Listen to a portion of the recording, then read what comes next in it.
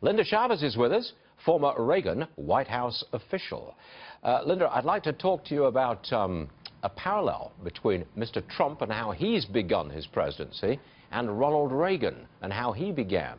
I do see a parallel, and I also said at the top of the show that I don't think Mr. Trump is that ideological. I think he's just a guy who goes for solutions, goes for what works. What's your input here? Well, you know, Stuart, I think you're right in your description of Donald Trump. He is somebody who wants to fix problems. I think that is actually very different than President Reagan, who had a sort of overarching idea about the world and about the U.S. and about the U.S. economy. And I think President Reagan was actually quite ideological. He was a staunch conservative. He believed very firmly in the free market, and that the free market was the best solution in terms of the economy, that the free market would deliver in the way that government never could. And I think that's very different than Donald Trump. I think the one way in which they are similar is that President Reagan tried to talk over the media and directly to the people, and he was very successful at doing that. And Donald Trump is doing exactly the same thing and trying to speak directly to the people. Do you like Trump's style?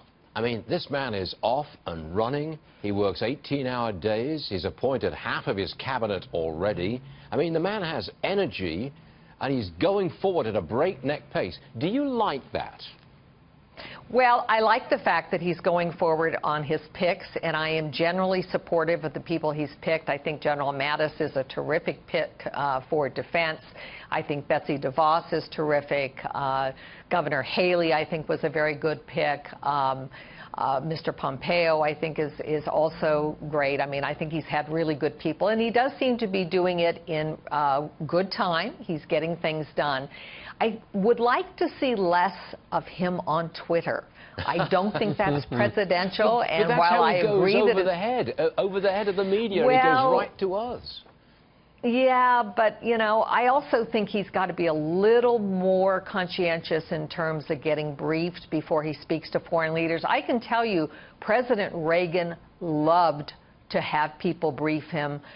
He was always thoroughly prepared when he went into meetings. This was a guy who took back to the residential part of the White House his reading material for the night, and he actually read everything, and you knew that because sometimes you actually got notes on memos and documents, and you could see the president's handwriting. And I'd like to see a little more of that from Donald Trump. I just suspect that you're warming up a little here. Linda Chavez, well, yeah, you are. I know you are. Just a little.